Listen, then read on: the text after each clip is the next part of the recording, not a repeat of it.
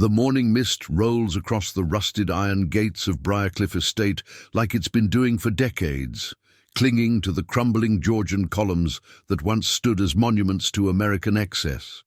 Behind those gates, on 42 acres of what was once meticulously manicured Atlanta property, sits a mansion that tells a story far darker than the sugary formula that paid for every brick, every chandelier, every inch of its slow decay.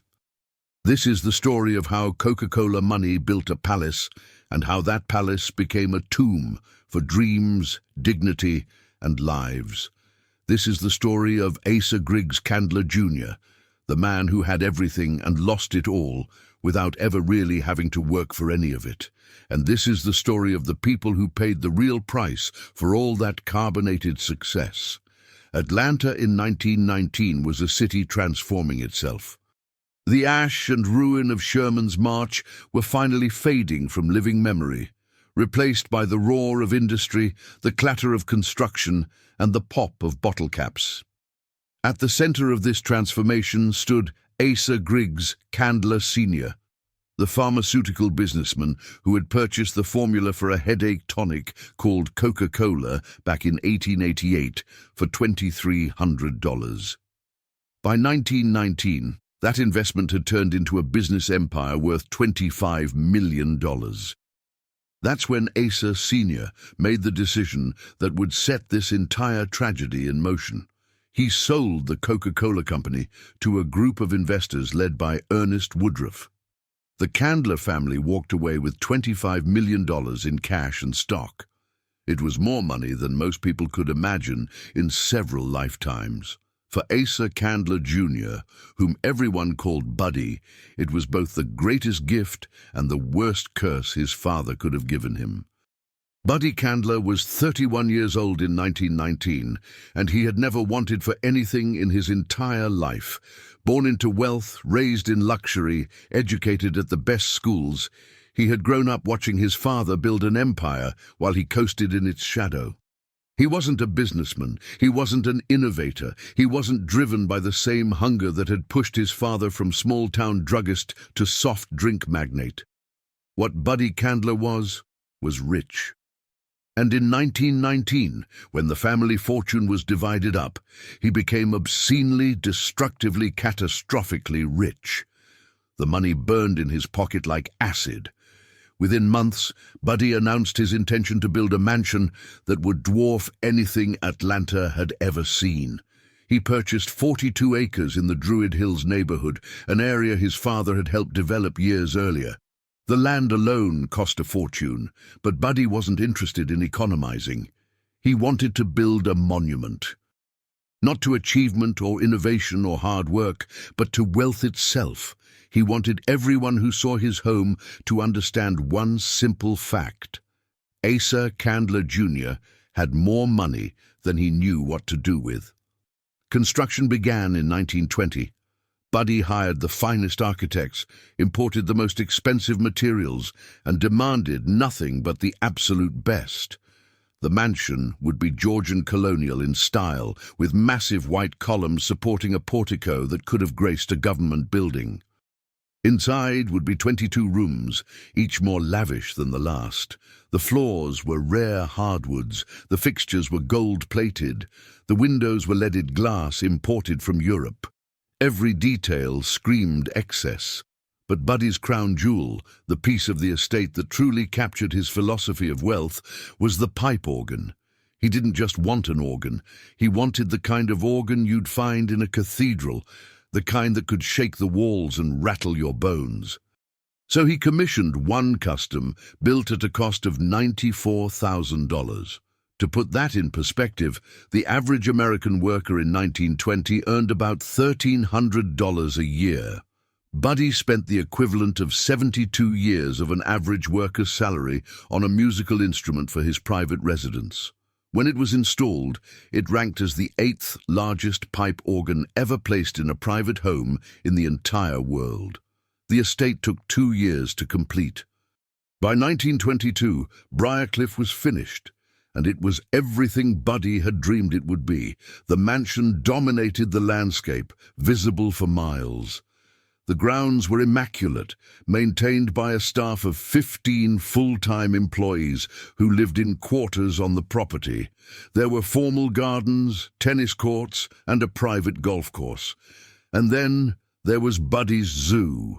The zoo was perhaps the clearest window into Buddy's psychology. He didn't collect rare animals or endangered species.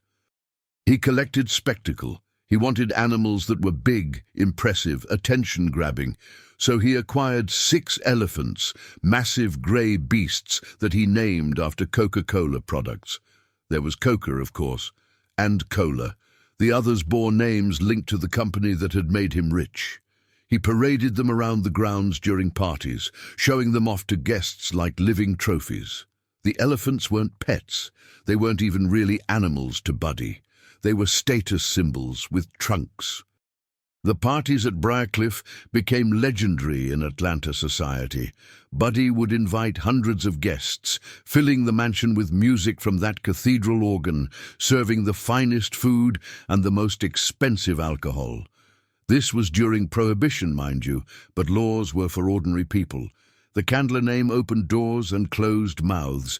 Bootleggers were happy to supply Buddy's parties with whatever spirits he desired. The champagne flowed, the jazz played. The beautiful people danced and drank and marveled at the excess. But beneath the glittering surface, something was rotting. Buddy Candler was an alcoholic. Not the functional kind who could maintain appearances and responsibilities. Buddy was the kind of drunk who started in the morning and didn't stop until he passed out, the kind who would disappear for days on benders, the kind who became mean and unpredictable when the liquor took hold. His staff learned to read his moods, to know when to stay out of sight, when to anticipate his needs, when to clean up his messes. The 15 employees who kept Briarcliff running had their own hierarchy, their own dramas, their own lives largely invisible to the master of the house. There were gardeners who maintained the grounds, housekeepers who cleaned the 22 rooms, cooks who prepared elaborate meals that Buddy often didn't eat. And then there was the butler, a Filipino man named Jose Cruz. Jose Cruz had come to America with dreams like so many immigrants before him.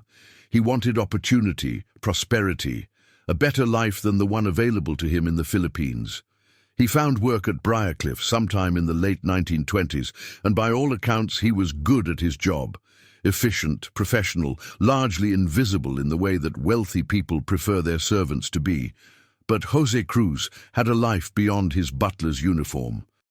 He had hopes and fears and desires, and he had a girlfriend. She was 19 years old. Her name is lost to history in most accounts, reduced to a footnote in the tragedy that was about to unfold. What we know is that she was young, that Jose loved her, and that something in that relationship went terribly, catastrophically wrong. The date was sometime in 1931. The exact day isn't clear in the historical record, but the events of that day would scar Briarcliff forever. Jose Cruz and his girlfriend were on the estate grounds. They may have been arguing, they may have been breaking up. The details are murky, filtered through the shock and scandal that followed. What is clear is that at some point, Jose Cruz obtained a pistol. Not just any pistol, but one belonging to Asa Candler Jr. himself. On the manicured grounds of Briarcliff, surrounded by obscene wealth and carefully cultivated beauty, Jose Cruz shot his 19-year-old girlfriend. The sound of the gunshot would have echoed across the estate, a sharp crack that shattered the carefully maintained illusion of paradise. She fell to the ground, her blood seeping into the expensive imported grass that Buddy's gardeners kept so perfectly trimmed. Jose Cruz didn't run. He didn't try to hide what he'd done. Instead, he walked to the golf course, that private green where Buddy would play on sunny afternoons. And there, surrounded by the trappings of a life he could never have, Jose Cruz turned the gun on himself. The scandal that erupted in the wake of the murder-suicide was explosive. The newspapers seized on every lurid detail: a Filipino butler, a teenage girl, the gun belonging to the Coca-Cola heir. It had everything: race, class, violence, and the fall of American aristocracy. The fact that it happened at Briarcliff, the mansion that stood as a monument to new Southern wealth, made it even more sensational. For Buddy Candler, already drowning in alcohol, the tragedy was another weight pulling him down. He retreated further into his mansion, into his bottles, into the elaborate fantasy that money could insulate him from the consequences of the world. The parties continued, but they had a different flavor now. The jazz was still loud, but it couldn't quite drown out the echo of those gunshots. The champagne still flowed, but it tasted like avoidance. Buddy's drinking escalated through the 1930s. He wasn't just an alcoholic anymore. He was a cautionary tale, a walking example of what happened when too much money met too little purpose. His staff learned to work around his binges. His family learned to avoid him. His friends, such as they were, learned to take advantage of him. And through it all, Briarcliff stood, its Georgian columns holding up nothing but empty grandeur. Buddy had children, and they watched their father's dissolution with a mixture of horror and helplessness. His oldest son, in particular, seemed to have inherited his father's demons. Like Buddy, he drank. Like Buddy, he couldn't seem to stop. But unlike Buddy, who had the cushion of enormous wealth to soften his falls, the next generation faced a changing world. The Great Depression had hit. World War II had reshaped the economy. The Candler fortune, while still substantial, wasn't infinite. And alcoholism is expensive in every sense of the word. By the 1940s, alcoholism was beginning to be understood not just as a moral failing, but as a disease. Treatments were being developed, some legitimate, many quack remedies dressed up in scientific language. Desperate families with alcoholic loved ones would try anything. They would spend any amount of money. They would believe any promise of a cure. Buddy's oldest son was dying from his drinking. His liver was failing. His body was breaking down. The traditional treatments weren't working. Someone, somewhere, suggested an experimental treatment. The details are vague, lost to time and family discretion. What we know is that in 1947, Buddy's oldest son underwent some form of experimental treatment for his alcoholism, and we know that the treatment killed him. The death of his son broke something in Buddy Candler that even decades of alcoholism hadn't managed to destroy. This wasn't a servant dying on his property. This wasn't a scandal he could drink away. This was his child, his legacy, dead from a disease that Buddy himself had modeled. The irony was crushing, the guilt was unbearable, and the alcohol, his oldest friend and worst enemy, was no longer enough to numb the pain. By 1948, Buddy Candler was bankrupt. Not in the technical sense, perhaps. He still had assets, but he was spiritually, emotionally, and practically broken. The mansion that had once represented his triumph had become his prison. The organ that had cost $94,000 sat silent. The 22 rooms echoed with emptiness. The staff of 15 had dwindled. The elephants were long gone, sold off, or dead. The golf course where Jose Cruz had ended his life was overgrown. Buddy put Briarcliff on the market. The mansion that had cost millions to build, that had been filled with the finest furnishings money could buy, that had hosted the most lavish parties Atlanta society had ever seen, sold for a fraction of its value. The new owners had plans for the property, but they weren't plans Buddy could have ever imagined when he'd first drawn up the blueprints back in 1920. The Briarcliff estate was converted into Georgia's first drug and alcohol treatment center. The irony was so perfect it almost seemed like cosmic justice. The mansion built with Coca-Cola money by an alcoholic heir, the site of a murder-suicide and an experimental treatment death, would now house people fighting the same demons that had destroyed the Candler family. The 22 opulent rooms became patient rooms. The formal gardens became walking paths for recovery. The massive pipe organ, that $94,000 monument to excess, provided music for group therapy sessions. For decades, Briarcliff served this new purpose. Thousands of people passed through its doors, fighting their addictions, trying to reclaim their lives from substances that had consumed them. Some succeeded, some didn't. But in a strange way, the building finally had a purpose beyond vanity. It was actually helping people, actually serving a function beyond displaying wealth. It had taken murder, suicide, death, bankruptcy, and ruin, but Briarcliff had finally found its calling. The treatment center eventually closed. The reasons were financial, practical, the usual forces that shutter institutions. The property passed to Emory University, the prestigious Atlanta institution that Asa Candler Sr. had donated millions to over the years. Another irony. The mansion built by the son was now owned by the university funded by the father. Emory had plans for the property. They always have plans, but plans require money, and money requires priorities, and somehow Briarcliff never quite made it to the top of the list. Today, if you drive through the Druid Hills neighborhood of Atlanta, you can still find Briarcliff Estate. The iron gates are rusted now, hanging at odd angles. The 42 acres are overgrown, nature slowly reclaiming what Buddy's 15-person staff once kept immaculate. The Georgian mansion still stands, but it's crumbling. The white columns are stained and cracked. The windows are broken. The roof leaks. Inside, the 22 rooms are empty, filled only with the detritus of decay. Fallen plaster, rotting wood, the nests of animals who've made the abandoned mansion their home. The pipe organ is still there, or at least parts of it.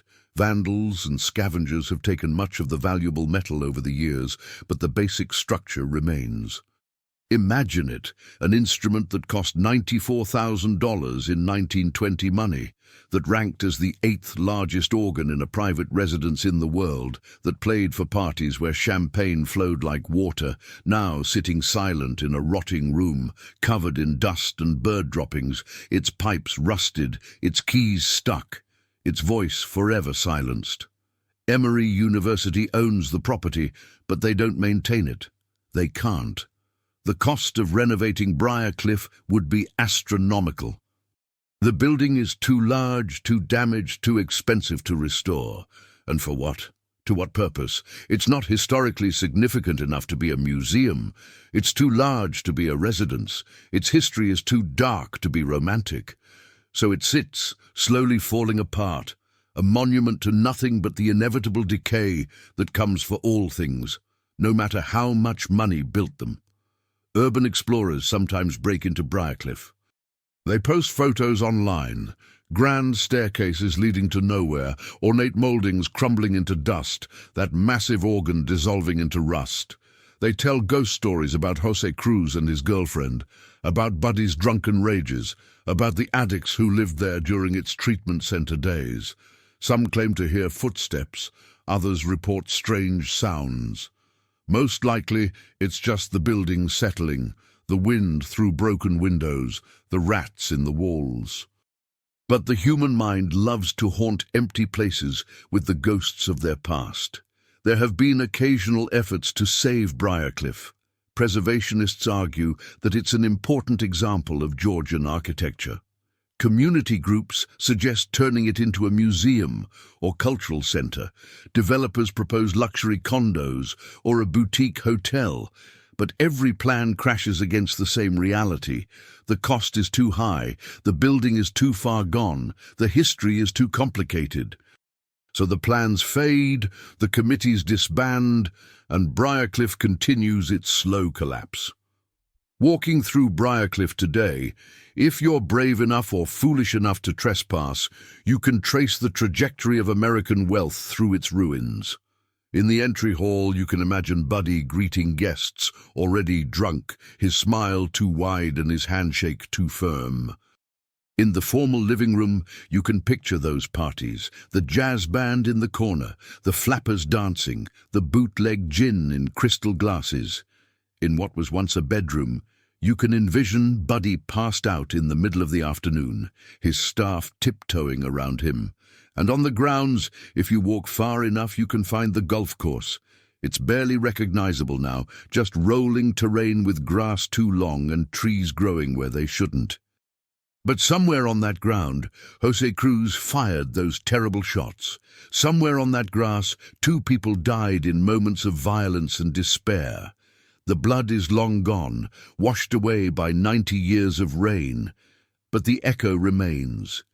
The story of Briarcliff Estate is often told as a cautionary tale about wealth and excess. And it is that. It's a perfect illustration of how money without purpose is just weight, how luxury without meaning is just decoration, how a life devoted to display is just performance. Buddy Candler built the most impressive mansion in Atlanta and filled it with the most expensive things money could buy, and all of it meant nothing. The organ didn't make him happy, the elephants didn't give him purpose, the parties didn't fill the void. He died as he'd lived, drunk and empty, his mansion a testament to his waste. But the story of Briarcliff is also about the people in the margins, the ones who paid for all that excess with more than money. Jose Cruz, who came to America seeking a better life and found only tragedy, the 19-year-old girl whose name is barely remembered, who died on the grounds of a mansion she could never have afforded to enter as a guest. Buddy's son, who inherited his father's disease and died seeking a cure. The 15 staff members who worked at Briarcliff, whose names are lost to history, who cleaned and cooked and maintained a monument to someone else's wealth while earning wages that could never buy them security. And in a larger sense, Briarcliff's story is about the cost of Coca-Cola itself. Asa Candler Sr. built his fortune by selling sugar water with caffeine and clever marketing. He created a product that people didn't need but desperately wanted, and he became fabulously wealthy doing it. The money he made and passed to his children didn't come from innovation that improved lives or technology that advanced society. It came from convincing people to buy something that, at best, gave them a moment of pleasure and, at worst, contributed to the diabetes epidemic that would plague future generations. Buddy took that Coca-Cola money and turned it into Briarcliff. He transformed sugar water profits into Georgian columns, elephants named after soda products, and a $94,000 organ. And then it all fell apart, because money built on bubbles has a tendency to evaporate. The mansion that was supposed to last forever is crumbling after less than a century. The fortune that seemed infinite was squandered in a generation. The legacy that Buddy imagined he was building turned out to be nothing but decay. There's a photo of Briarcliff from 1922, shortly after completion. It shows the mansion in all its glory, pristine white columns, manicured lawns, the gardens in full bloom. Buddy stands on the front steps, looking proud and prosperous. If you didn't know the whole story, you'd think you were looking at the American dream realized. A man of wealth and success, standing in front of the home he built, master of all he surveys. But look closer at that photo, if you can find it. Look at Buddy's eyes. Even in those early days, there's something hollow there. The smile doesn't quite reach his eyes. His posture is confident, but it's the false confidence that comes from a bottle. He's dressed impeccably, but clothes can't hide a man's essential emptiness. In that photo, if you know what happened next, you can already see the seeds of destruction. The mansion is beautiful, but it's a beautiful tomb. And Buddy is already dead inside, walking around in a world he bought but could never truly inhabit. The years after Buddy sold Briarcliff are murky. He didn't die immediately. Alcoholics often linger longer than anyone expects, their bodies stubbornly refusing to give up, even as their spirits have long since surrendered. He likely spent his final years in reduced circumstances, living off what remained of the family money, watching the world that had once celebrated him move on without a second thought. The parties stopped inviting him. The newspapers stopped mentioning him. He became a ghost long before he died, a cautionary tale whispered in Atlanta social circles about what happens when you inherit wealth without inheriting the work ethic that built it. When Buddy finally died, the obituaries were brief. He was remembered primarily as the son of Asa Candler Sr., the man who built Coca-Cola. His own achievements, such as they were, merited barely a mention. Briarcliff, his great monument, was already transforming into a treatment center by then. The irony of his greatest creation being used to treat the disease that had destroyed him was probably lost on a man already past caring. Or maybe, in some final moment of clarity, he appreciated the justice of it. We'll never know. The conversion of Briarcliff into a treatment center should have been the end of the story. A dark chapter closed, a new purpose found, redemption through repurposing. And for a while, it seemed like that might be true. The treatment center helped people. Real people with real problems found real solutions within those walls. The ghosts of Buddy's excess were exorcised by the hard work of recovery. The mansion that had hosted parties devoted to pleasure became a place devoted to healing. It was almost poetic, but buildings, like people, can only bear so much weight before they start to crack. The treatment center eventually closed, as all institutions eventually do. The economics didn't work, the funding dried up.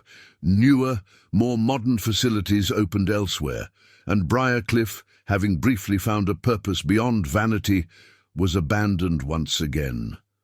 Back to emptiness, back to silence, back to slow decay. Emory University's ownership of Briarcliff is almost fitting. Asa Candler Sr., Buddy's father, had been one of Emory's greatest benefactors. He donated millions to the school, funded buildings, established scholarships. The university bore the Candler name in multiple places. So, when Briarcliff became available, it made a certain sense for Emory to acquire it. It was Candler property after all. It should be preserved by the institution the family had supported. But preservation requires resources, and resources require choices. Every dollar Emory spends on maintaining Briarcliff is a dollar not spent on scholarships, research, faculty, or actual education. And what does Briarcliff offer in return? It's not suitable for classrooms. It's too far from main campus to be convenient housing. Its history is too controversial to be a showcase property. So it sits on Emory's books as an asset, growing more decrepit by the year, while administrators occasionally form committees to study what to do with it, knowing that any realistic solution would cost more money than they're willing to commit. There's been talk over the years of demolishing Briarcliff, just tearing it down, clearing the land, ending the slow decay. The 42 acres could be developed, modern buildings could be erected. The site could serve a contemporary purpose, instead of mouldering as a monument to past excess. But every time demolition is seriously proposed, opposition emerges. Historic preservationists argue that Briarcliff is an important example of period architecture. Community members who remember when it was a treatment center talk about the lives saved there. Local historians point to its role in Atlanta's development. And so the wrecking balls never come, and Briarcliff continues to stand, less a building now than a symbol of our inability to let go. The urban explorers who trespass at Briarcliff are, in a strange way, the closest thing the mansion has to current residents. They're not supposed to be there, of course. Emory has no trespassing signs posted. The property is fenced, though the fences have gaps. The local police occasionally patrol and chase out intruders. But the explorers keep coming, drawn by the allure of decay, the romance of ruins, the photogenic quality of collapsed grandeur. Their photographs and videos tell the current story of Briarcliff. The grand staircase, once the centerpiece where Buddy would welcome guests, now has steps missing and railings collapsed. The formal dining room, where elaborate meals were served on fine china, now has holes in the floor and vines growing through the windows. The ballroom, where jazz bands played and flappers danced, now echoes only with the sounds of dripping water and settling debris. And that organ, that magnificent, absurd $94,000 organ, sits like a rusted corpse, its music forever silenced. But there's something else in those urban explorer photos, something beyond the obvious decay. There's a beauty to it. The way light streams through broken windows and illuminates floating dust.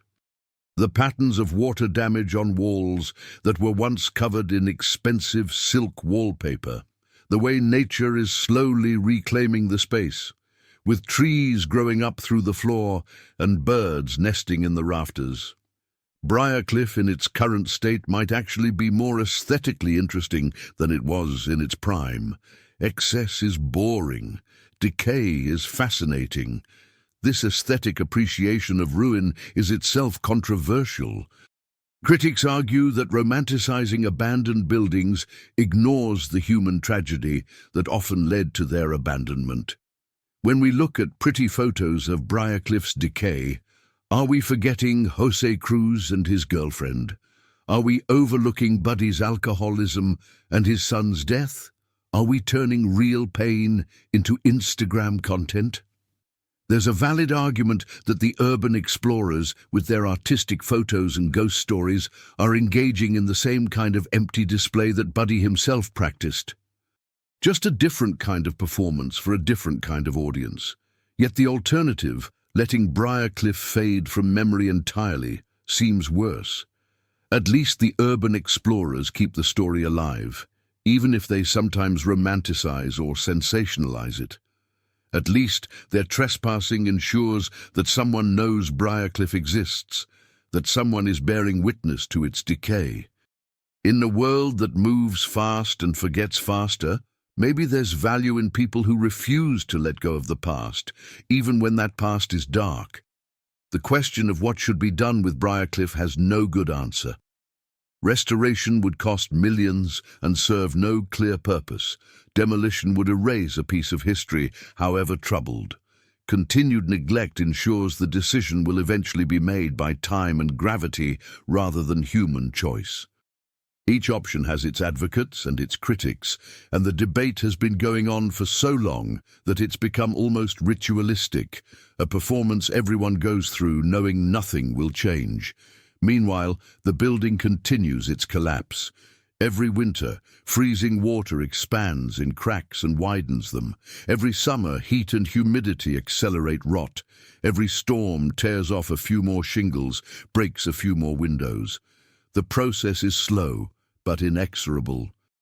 In another 20 years, Briarcliff might not be salvageable even if someone wanted to save it. In 50 years, it might collapse entirely, reduced to rubble and memories. And maybe that's fitting. Maybe Briarcliff should be allowed to fall. It was built as a monument to excess, funded by money that came from selling sugar water, constructed by a man who had no purpose beyond display. It was the site of murder and suicide, of alcoholism and death, of every possible consequence of wealth without wisdom. Its brief redemption as a treatment center was noble, but even that couldn't last. Perhaps the most honest thing Briarcliff can do is accept its fate, crumble into dust, and return to the earth that was there before Buddy Candler decided to build his palace. There's a broader lesson in Briarcliff's story, one that echoes across American history. We have a complicated relationship with wealth in this country. We celebrate the accumulation of money while simultaneously being suspicious of those who have it. We admire mansions and luxury while also believing that character and worth come from hard work and modest living.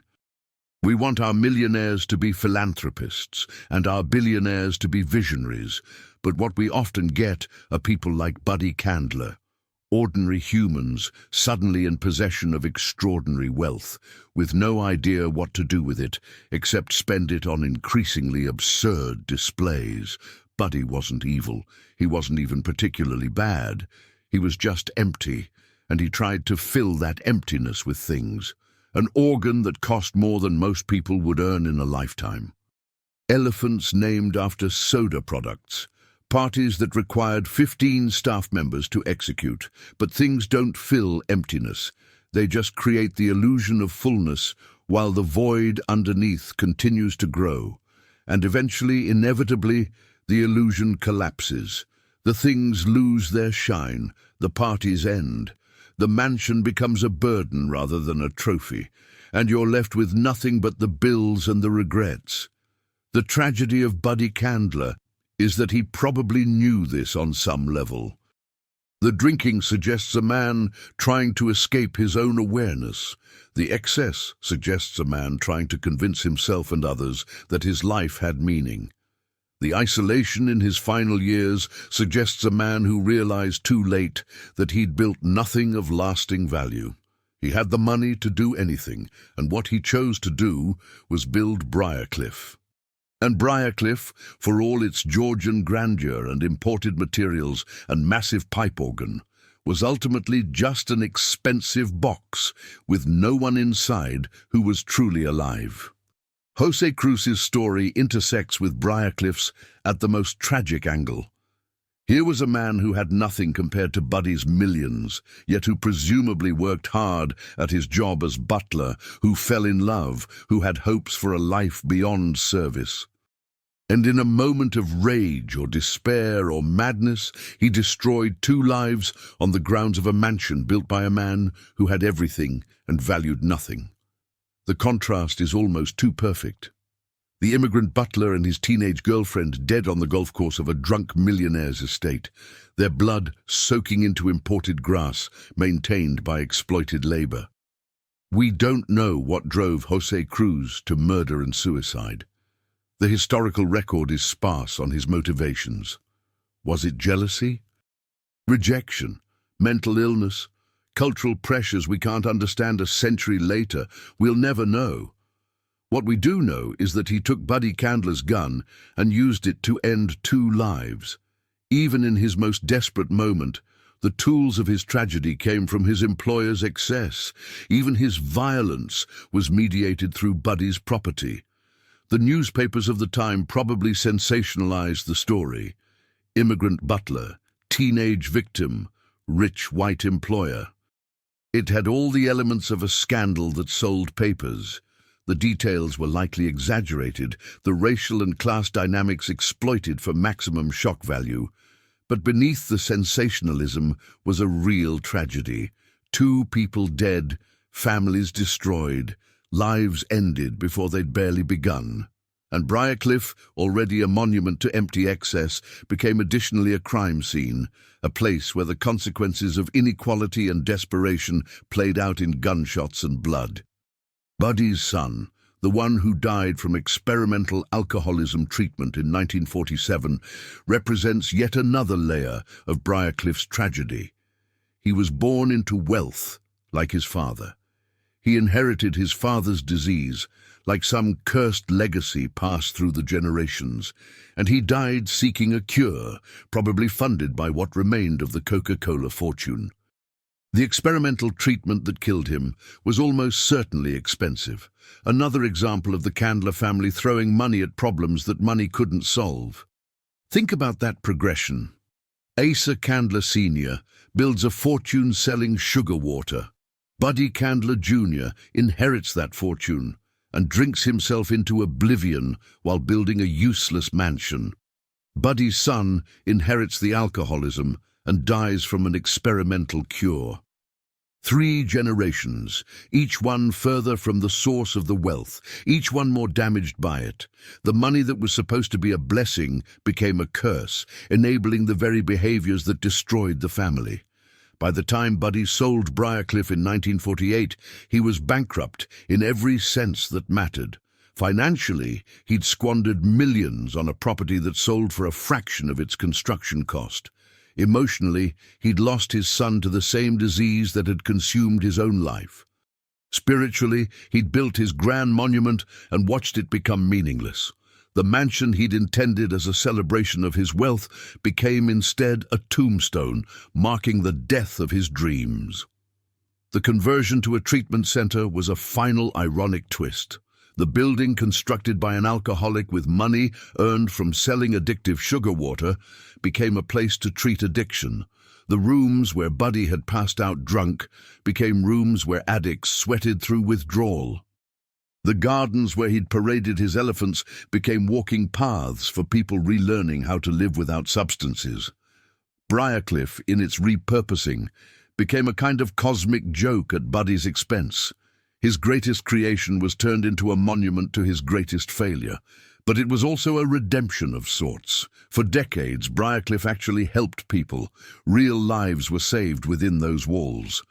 Real recoveries happened in those rooms. People who came to Briarcliff as addicts left as people in recovery, armed with tools to fight the demons that had brought them there. In those years, Briarcliff had more value and purpose than it ever had during Buddy's ownership. It wasn't beautiful in the same way, but it was useful, and usefulness is a higher calling than beauty. The eventual closure of the treatment center and Briarcliff's return to abandonment feels like the universe's way of saying that redemption is never permanent, that purpose is always temporary, that even the best intentions eventually run up against hard realities. The center closed for boring reasons, funding, economics, competition from newer facilities, but the result was the same as if it had closed for dramatic reasons. Briarcliff was abandoned again, left to decay again, returned to meaninglessness again. Emory University's ownership represents the final chapter in Briarcliff's story, at least so far. The university doesn't want the property, not really. It's a burden, an expense, a problem without a solution, but they can't simply walk away from it. The land has value. The building, despite its decay, still stands. The Candler name still carries weight in Atlanta. So they hold on to it, forming occasional committees, commissioning occasional studies, doing nothing substantial while the building continues its slow collapse. There's something very American about this paralysis. We're good at creating problems and bad at solving them. We build monuments to excess and then can't figure out how to dismantle them when they become burdens. We inherit complicated legacies and respond by forming committees. We let entropy make our decisions for us because making decisions ourselves is too hard, too expensive, too controversial. Briarcliff will eventually fall. Maybe in 10 years, maybe in 50, but eventually the roof will collapse completely. The walls will crumble, the columns will topple, nature will reclaim the 42 acres, trees growing up through what used to be the ballroom, vines covering what used to be the organ. Future archaeologists, if they excavate the site, will find artifacts of early 20th century excess. Gold-plated fixtures, leaded glass, fragments of that massive pipe organ. And they'll try to reconstruct what life was like in this place, who lived here, what it meant. If they're thorough, those future archaeologists will also find evidence of the treatment center years, medical equipment, therapy materials, the infrastructure of recovery. They'll find evidence of Jose Cruz's crime in police reports and newspaper archives. They'll find evidence of Buddy's alcoholism in purchase records and family correspondence. And they'll try to make sense of it all, to understand how this one building could contain so many different stories, so many layers of American experience. The story they'll tell, if they're honest, will be a story about the cost of Coca-Cola. Not the monetary cost, though that's part of it. The real cost, the lives distorted by too much money, the tragedies enabled by excess, the purpose lost in pursuit of display. Asa Candler Sr.'s formula for sugar water with caffeine created enormous wealth. That wealth flowed to his children, and it destroyed them. Buddy used it to build Briarcliff, a monument that became a tomb. The mansion outlasted the fortune, but it couldn't outlast time itself. Walking through Briarcliff's ruins today is like walking through a morality play, staged in crumbling plaster and rusted metal. Every room tells a story about the emptiness of wealth without purpose. The grand entry hall, designed to impress, impresses now only with the thoroughness of its decay. The ballroom, built for parties, hosts now only pigeons and rats. That $94,000 organ, the 8th largest in a private residence in the world, has been reduced to rust and silence, its voice forever stilled. But there's also beauty in the ruins, a different kind of beauty than Buddy intended. The way light falls through broken windows creates patterns more interesting than any leaded glass could produce. The way nature has invaded the structure creates a wildness that all of Buddy's landscaping couldn't achieve. The decay itself has an aesthetic quality, a visual poetry that speaks to the inevitable fate of all human constructions. We build thinking we're creating something permanent, but everything eventually returns to dust. Briarcliff's decay just makes that truth more visible. The question that haunts Briarcliff, the question that hangs in the air as heavy as the Atlanta humidity, is simply, was it worth it? Was any of it worth it? The millions spent on construction, the 15 staff members employed to maintain it, the elephants shipped in and named after soda products, the $94,000 organ, the parties, the excess, the display. What did any of it accomplish? It didn't make Buddy happy. It didn't give his life meaning. It didn't prevent his son's death or his own descent into alcoholism. It didn't even last beyond a single generation before being sold off and repurposed.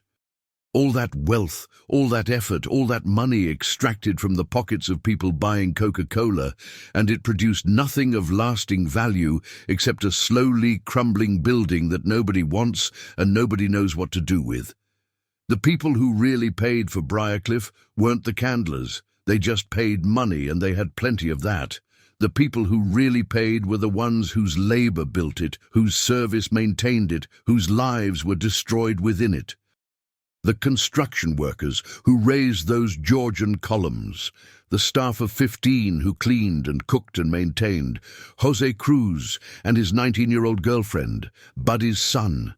Even Buddy himself, in a sense, paid with his life, though he had so many advantages that it's hard to feel too sorry for him. And all of us, in a small way, paid for Briarcliff. Every time someone bought a Coca-Cola, a fraction of a penny went toward building the fortune that built the mansion. We're all complicit in the system that allows one family to accumulate enough wealth to build a 42-acre estate with a $94,000 organ, while others struggle to survive. Briarcliff isn't just the Candler family's tragedy. It's a collective tragedy, a monument to the distortions that wealth inequality creates. The fact that Briarcliff now sits abandoned on Emory University's property, slowly falling apart while committees debate its fate, feels like the perfect ending to this story. It's not a dramatic ending. There's no final catastrophe, no spectacular collapse, just slow decay, indecision, and eventual entropy. Just like Buddy's life, really. No dramatic finale, just a gradual dissolution into meaninglessness. If you stand at those rusted iron gates today and look through them at the crumbling mansion beyond, you're looking at the physical manifestation of a simple truth. Money can buy things, but it can't buy meaning. Buddy Candler could afford anything, and what he created was Briarcliff. And Briarcliff, stripped of all its pretensions, is just an expensive box that's now falling apart because nobody cares enough to maintain it. The morning mist that still rolls across Briarcliff's grounds doesn't care about Georgian architecture or Coca-Cola fortunes or tragic histories. It just hangs in the air, clinging to the ruins, slowly helping to break them down further. Give it enough time, and that mist will be all that's left. The mansion will be gone, the organ will be scrap, the memories will fade, and the 42 acres will be just land again, waiting for whatever comes next. That's the final irony of Briarcliff. Buddy built it to last forever, to stand as a permanent monument to his wealth and status. But nothing lasts forever, not mansions, not fortunes, not even Coca-Cola eventually. Everything returns to dust. The only question is how much damage we do on the way down and who we take with us when we fall. Briarcliff's answer to that question is clear. On the way down, Buddy did plenty of damage, to himself, to his family, to his staff, to everyone touched by his empty excess.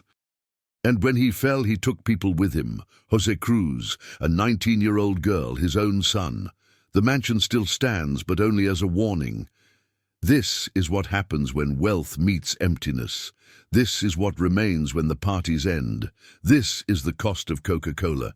The gates are still there, rusted and hanging at odd angles. The columns still stand, cracked and stained.